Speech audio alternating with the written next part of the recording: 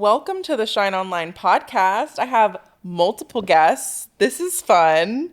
And we're just going to continue the conversations and coaching and brainstorming that we've already kicked off for the retreat.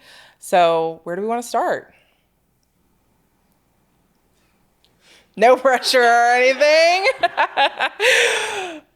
I want to start off by asking what made you decide to start this particular mastermind to begin with, to kick everything off? It's because I needed it. Literally because I needed it. I remember when I started doing speaking and I was like, I think I want to do more speaking. When I got my first brand, maybe wanting to partner and collaborate with me, I didn't know anything. I didn't know how much to charge. I didn't know how to negotiate. I didn't know how to work with the brands. I didn't know how to talk with the brands. Should I do a call? Should I not do a call? Were what they asking appropriate? Was it not appropriate? Everything under the sun, I had so many questions about. And so I think I made a lot of mistakes. I think I left a lot of money on the table. I also think that I then started leaning on community. So I started asking people what were you charging? And how did you work with this brand? And what did you think? Which I was so grateful for that community.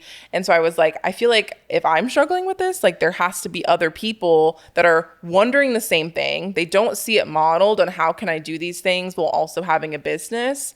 But then they're also just I don't know the things that no one is talking about. No one's actually talking about how much they make or how they made it and everything like that. So I just feel people need that community to bounce ideas off of and to know that those big dreams and those career aspirations that you have are very possible, and you just need people around it that are doing it and moving in that way. So now we're here. So when you talk a lot about community. So I know for some of us, we have communities, but maybe our communities aren't as engaged as we would like them to be. So how do you position, or how would you suggest that we position ourselves to really build that authentic community that's truly going to be engaging with us and not just there to get all the information that they can from us, but really that they want to be part of the community that we're building? How do you suggest that we kind of really show up for ourselves to then have them show up for us? Yeah. I think there's finding this balance between we don't need to give everything in our content, and often the simplest thing and shift that we share is enough.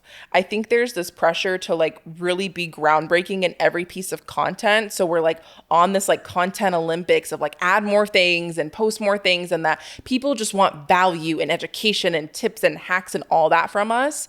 But often the most simple perspective shift or a new way of thinking of something or a new way of approaching something is sometimes all we need to do in our content.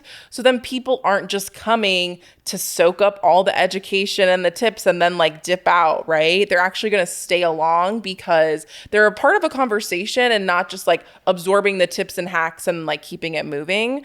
But I also think there's a balance of just being more vulnerable and open, which I think we've already just been having conversations about at this retreat of choosing the things we want to share and how we want to connect with our audience, and what are those interests and things outside of what we do that are very related to what people want to connect with. Because I think when we think about how we all consume content, those are probably the things we're all looking for and the things that we love creating the most and consuming the most. And when you're creating that content that you really enjoy and feel connected with, and you're able to lean into more of that joy, the people will love it too. So I think it's finding a little bit of a balance there and kind of shifting how you're approaching your content to find that balance with your pillars and how you're showing up. And being patient. I feel people think just because I do this for a week or a month, that community happens. But community is something that is fosters and grows for a long period of time. I mean, so many people that I started my Instagram 6 years ago, so many of those people that started with me 6 years ago, they're a part of the community because I started building the community before I had a lot of people, before I had my first 1,000, before I had 10,000. And so I think it's showing up for that community before you feel like anyone's listening and being a part of it. I think it's so easy to get discouraged and feel like people aren't listening when we don't see it, the comments, the engagement. But people are often like listening and resonating with things before we even realize they are. And we need to like show up for that person, that even though if we don't see them visibly, but knowing that they're there. Yeah, I like that. Just because sometimes I feel like there is a re-education in the social media space, that everybody is always looking for that value and expecting you to give away so much, and it's free this and free that. And in actuality, we really are just trying to like connect, because we do have something to share and sell at some point. But at the end of the day, we're just trying to impact lives. We're just trying to share our expertise and knowledge with others. And so thinking about it the way you just explained it definitely helps me to continue on. That it's not about, me just giving all the value. It's me just trying to connect, because I do want to get to know my people, so that I can see how I can help you, because that's, at the end of the day, that's the impact that I'm trying to make. And I want them to be able to make the impact they want to make too. Yeah. So that's definitely helpful for me. And it's a shift of knowing that value isn't just tips and tricks. It can be just connecting. And I think we saw that with Threads, right? People were like, connection, we're connecting, we're using social media to connect. But it's like, we can infuse that all the time. And that is just as valuable as like showing up as an expert and like giving that strategy or whatever. So I think it's also shifting how we think about value to our audience. It can be simply like representation for a lot of the times. Like, I think we often feel like, well, no one like sounds like me or looks like me or is my age or all these different types of things. And it's because they maybe haven't seen that represented. So I think we also can be that for our communities just by showing up, which I think is just as valuable. So good. I have a question. Yeah. Book. So I know you talked about lots of different things today. How do you think a book or a creator creating a book plays into authority? Yeah. I think a book is honestly one of the things that as you're growing your career feels like a really big milestone. Like, I think we can just all admit, like, just like being on TV for the first time or whatever that is. So I think acknowledging that it feels like a really important way to create impact in a way that's outside of content or offers or like speaking on stage or different things like that.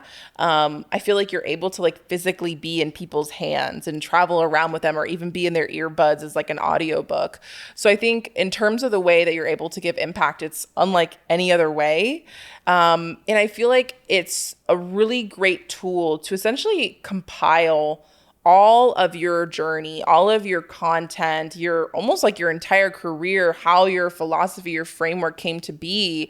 And obviously there's so many different types of approaches we can go with books, but essentially just like bundling that into like, this is it. This is like the core part of my brand, because books are published and they're there, right? There's a permanence to a book in a really cool way.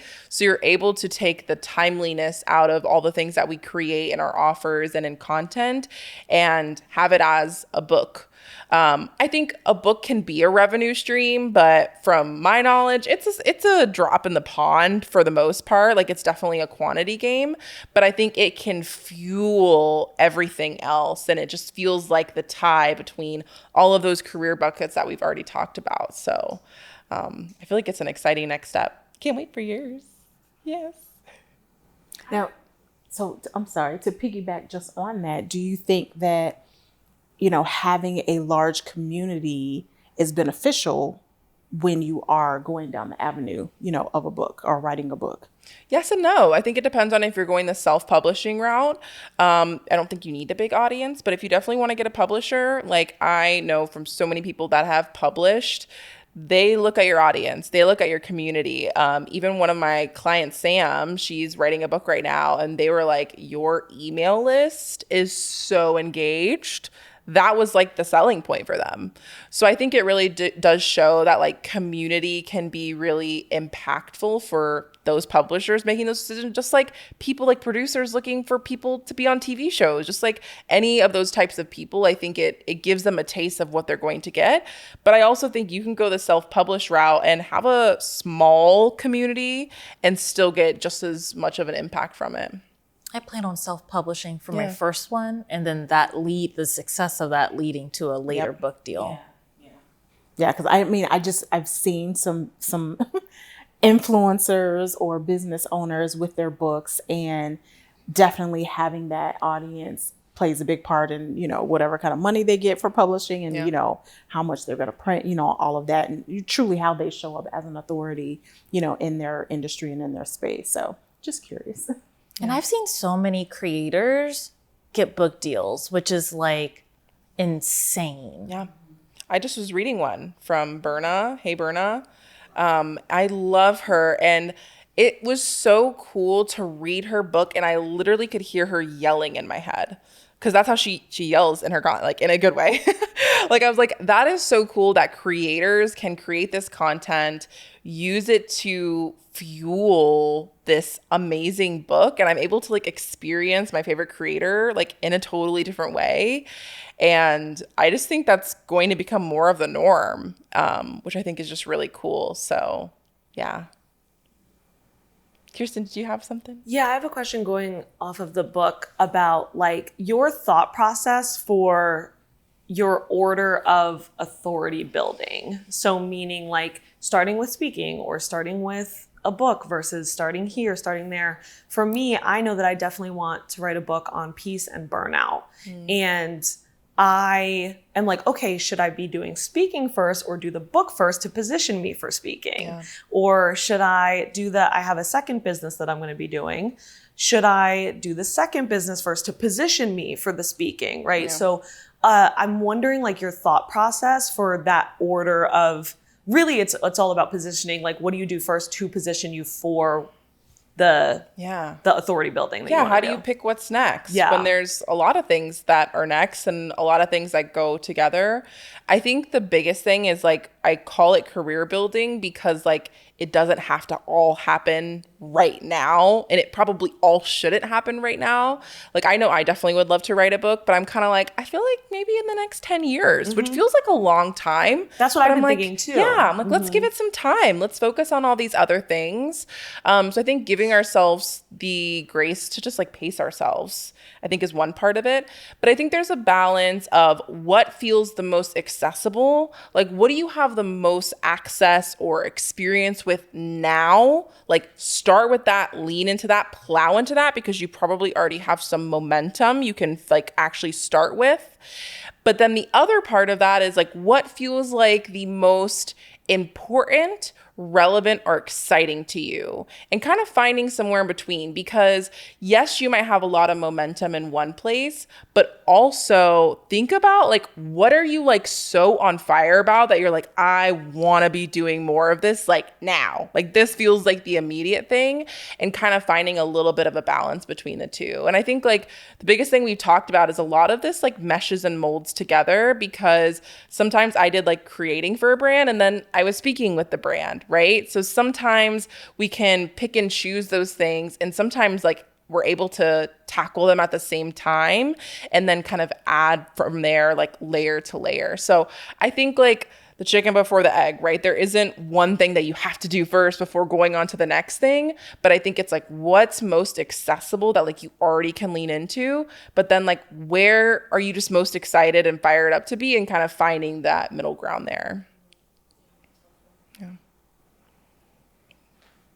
And then when it comes to working with brands, because you said you'll be attending an event in the near future, and that your goal was to do more of the networking versus being an attendee. But what strategies or what does it look like getting ready for that? And what are you thinking about as you go into that event? Yeah, such a great question. I think the first thing is seeing what the brands are working on. Like what initiatives do they already have? Do they already have a podcast? Are they already working with creators? Are they absolutely not working with creators? Do they have their own event? Do they have a blog? Like, what are they already doing that I could see myself infusing myself into? And where do they need to be doing something? Like, where there's so much opportunity that they maybe can't even see it, or they need someone to bring that to the table. So I think kind of doing some research, because then you can go to that connection point in that conversation of like, wow, like I did research, which is like going to be a checkpoint of like, wow, they know me beyond the brand and they already have some research there. So I think that's kind of the first element, is like doing some research and due diligence of getting to know the brand.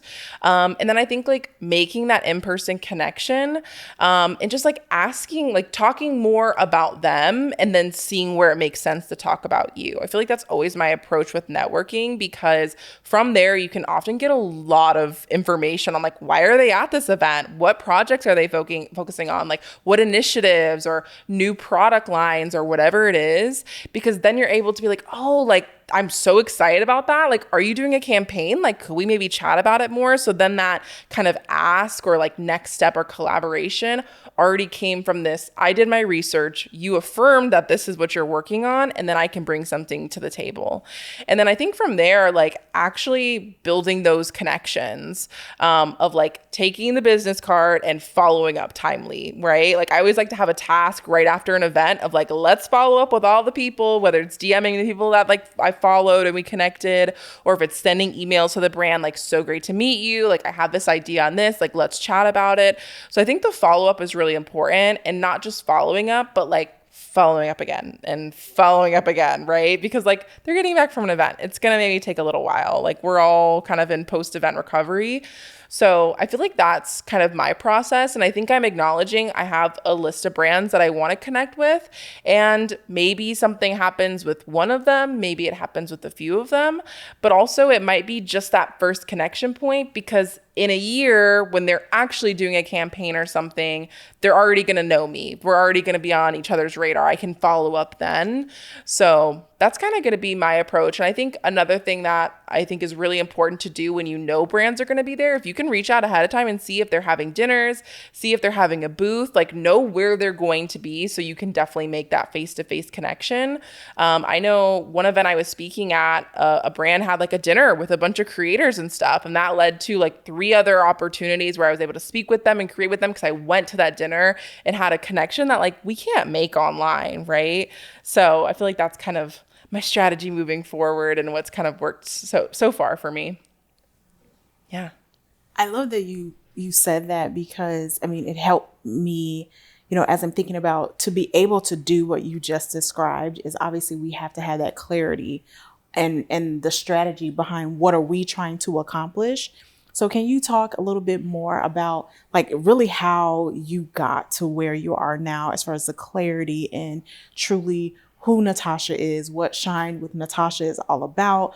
Because I think a lot of us, we know what we're doing, but at the same time, we're still getting clearer and clearer about that, so that we can be really successful at doing these networking events and talking to brands and really showing up and saying, this is really in line with what I'm trying to accomplish, and I can help you accomplish what you're trying to accomplish, or fill a gap maybe for you. I think I did it the opposite way. I literally started saying yes to things and like throwing things at the wall and like seeing how the conversations went. And I often think we feel like we need to have the clarity before we have the ask, or before we have the conversation, or before we pitch the idea. But I found that I got the clarity from like just doing it and seeing. I very quickly found out how I didn't want to work with brands, and what I didn't want to talk about, and where I could offer something to the table, because I was like creating about it and just putting it out there. So I often think with like speaking and creating, we think we need to have like the brand clarity and the clarity on what I have to pitch and what I have to offer. And we have to have it like the perfect media kit and the perfect speaking page to have those conversations. But I often think we can start the conversation of like, hey, I see you're doing this. Like, would would you want help with that? Like, what is your audience needing? Like, sometimes we don't need to come to the table with 1,000,010 ideas, but we just need to be willing to listen and collaborate and ideate, because sometimes the best collaborations actually happen in that way, whether it's with brands or events, or if it's literally with like someone you're wanting to collaborate with, like in your industry or in the online space, all live on a podcast, is being like, hey, like, I think we should collaborate, but like, let's collaboratively brainstorm on what that should look like. So I think doing it a little messy was scary for sure, but it gave me so much more data versus me feeling like I have to have everything figured out before I start doing the latter, because we all have more than we're giving ourselves credit for to get started with those things. Yeah. Kind of piggybacking off of that, of like, we have more. I think there are a lot of times where we show up to our businesses and we're just like this is the facade, like this is what we're putting out there, and tend to discount a lot of past experiences and past things that we've worked on and done. How do you suggest people balancing like bringing those things to the forefront, especially if a lot of people are just like, oh, I left my job and like I'm doing this new thing, like, or leaving all of these years of experience and things behind them, but like integrating that in as like a key thing that makes them different? Like, how do you suggest people navigate that? Yeah. I feel like it got me thinking about like almost like you're sitting down to like apply for a job, and like you're getting your LinkedIn all cute, you're like doing your resume, of just like literally go back into the projects, the archives of like everything you've done, your body of work as like a working person, and really sit down and think about like, what are all of the things? And I think really doing that from a lens of, I didn't need to do it for a long time or to do it perfectly or to do it at my best capacity for it to be on the list. Because I often think we discount ourselves, like, oh, I was only in that job for a little while, or like I ended that part of my business, or I did that. But I think doing it from a lens of let's put everything on the table without like telling ourselves we can't actually do those things, I think is really, really helpful. Of like, there isn't a standard we're trying to meet. We're just putting everything out there because one thing led to the other and supports the other.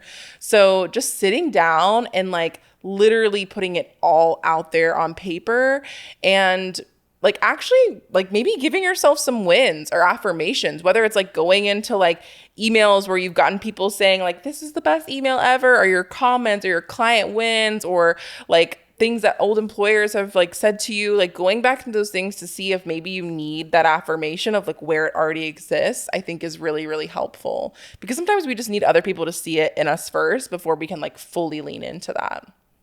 Okay, well, that is a wrap of this little podcast snippet of the retreat.